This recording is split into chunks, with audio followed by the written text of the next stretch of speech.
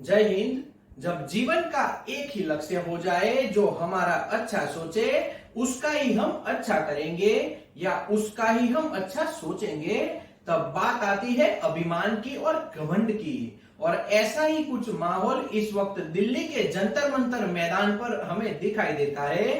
दुनिया यही सोचती है कि राजा जी कभी भी किसी का गलत नहीं सोचते, लेकिन इस विषय में तो मैं भी गलत साबित हो गया। जब एक से अधिक व्यक्ति किसी एक ही व्यक्ति पर आरोप लगाते हैं, एक ही जैसे आरोप लगाते हैं, यानी कि समान आरोप लगते हैं और ऐसे आरोप लगाते हैं कि कोई भी व्यक्ति हो उसे तुरंत गिरफ्तार करना चाहिए, लेकिन राजा जी की फौज किसी भी व्यक्ति को गिरफ्तार नहीं करती, बल्कि जिन लोगों के द्वारा आरोप लगाए गए हैं उन लोगों को प्रताड़ित किया जा रहा है।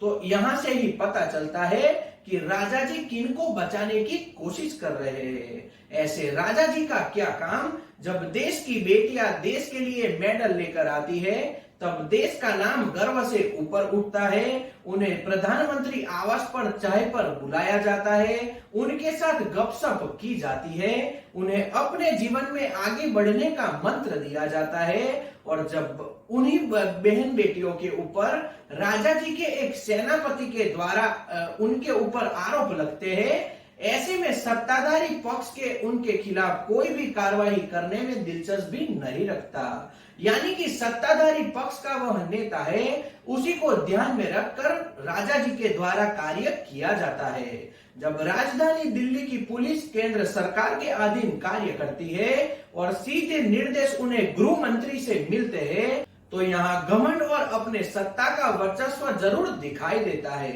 अगर विपक्ष का कोई नेता इतना बोल दे किसी सत्ताधारी पक्ष के लोग ही चोर है, ऐसी छोटी बात पर विपक्ष के नेता को जेल का रास्ता दिया जाता है, लेकिन हमारी बहनों के ऊपर अत्याचार किया जाता है और उन बहनों ने के ऊपर अत्याचार करने वाले अपने पार्टी का कोई शरीफ नेता हो जिसके ऊपर कोई भी अपराध नहीं है, ऐसे नेता को बचाने के लिए पूरी फौज खड़ी हो जाती है।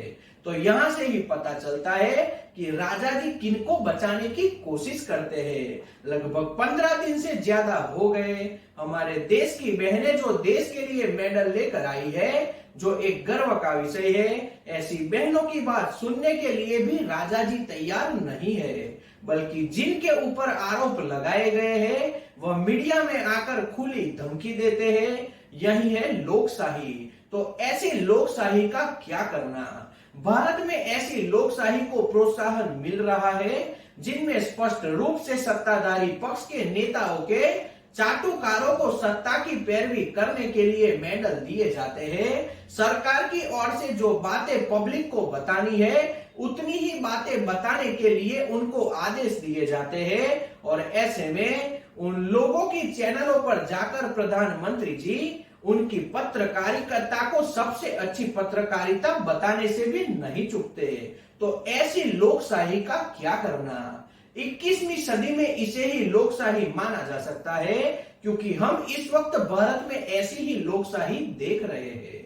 भारत का एक प्रदेश एक समुदाय विशेष को लेकर जल रहा है, लोगों की मौतें होती जा रही है, सरकार ने देखते ही गोली मारने के ऑर्डर जारी कर दिए हैं और इसी के बीच दूसरे राज्य में चुनाव हो रहे हैं। किसी एक धार्मिक संगठन को बजरंगबली के साथ जोड़ दिया जाता है और इसे भी एक राजनैतिक मुद्दा बना दिया जाता है। यह कैसी विडंबना है कि देश का एक राज्य जल रहा है और ऐसे में देश के बड़े नेता दूसरे राज्य में चुनाव को लेकर प्रचार कर रहे हैं, और उसमें भी जिन जातिगत बातों को लेकर राज्य जल रहा है, उसी तरह के चुनाव वादे भी राज्य में किए जा रहे हैं। जातिगत बात को आगे रखकर चुनाव लड़ा जा रहा है।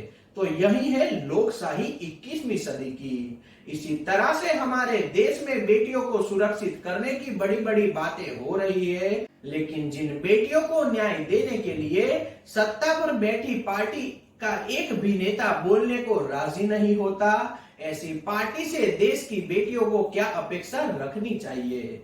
जब सत्ता पर बैठे हुए लालची लोग देश की बेटियों के साथ भी न्याय नहीं कर सकते और इसमें भी उनका अभिमान दिखाई देता है, तो समझना चाहिए कि देश अंधेरे में जा रहा है। खाली विकास के मॉडल को लेकर कोई भी देश आगे नहीं बढ़ सकता। सबसे बड़ी लोकशाही वाला देश हमारा भारत, जिनमें लोकशाही के नाम पर बेटियों को 15 दिनों से खुले आकाश के नीचे सोना पड़ता है, यही है हमारी 21वीं सदी की लोकशाही। इससे भी ज्यादा इन बेटियों ने जिन अपराधी के ऊपर आरोप लगाए हैं, उनके द्वारा यह कहा गया कि यह विपक्ष की एक राजनीति है, तब बहुत दुख पहुंचता है। तो एक बार राजा जी को जरूर सोचना चाहिए। लोकशाही के नाम पर बेटियों को प्रताड़ित किया जाता है, उन्हें सुनने वाला भी इस वक्त कोई नहीं है। देश में आम नागरिक उन बेटियों के साथ धीरे धीरे जुड़ रहे हैं। ऐसे में भी देश के प्रधानमंत्री और सत्ताधारी पक्ष के सभी नेता चुनाव में व्यस्त है, तो इस तरह की लोकशाही को देश के लिए खतरा मान सकते हैं। तो सभी लोगों को इस विषय में एक बार जरूर सोचना चाहिए। प्रधानमंत्री जी से हम अपील करते हैं, एक बार देश की बेटियों को जाकर उन्हें सामने से मिलना चाहिए। अगर जंतर मंतर मैदान पर वह नहीं जा सकते, तो उन बेटियों को वापस चाहे पर अपने घर पर बुलाकर उनकी बात को एक बार समझना चाहिए, ताकि राजा जी का सेनापति गुनहगार है या नहीं वह राजा जी को पता चल सके। इतना भी अभिमान क्या काम का जो अपने देश की बेटियों को भी न्याय नहीं दिलवा सकता। तो एक बार इसके विषय में भी राजा जी जरूर सोचे। कोर्ट की बात तो तब आती है जब देश के राजा स्वार्थी हो जाते हैं। अगर राजा जी की ओर से न्याय दे दिया जाए तो कोर्ट में जाने के लिए कोई भी तैयार नहीं होता। तो हमारे देश के प्रधानमंत्री जी को इसके ऊपर एक बार जरूर सोचना चाहिए और अपनी बेटियों को न्याय देना चाहिए। तो आज के वीडियो में इतना ही। जय हिंद।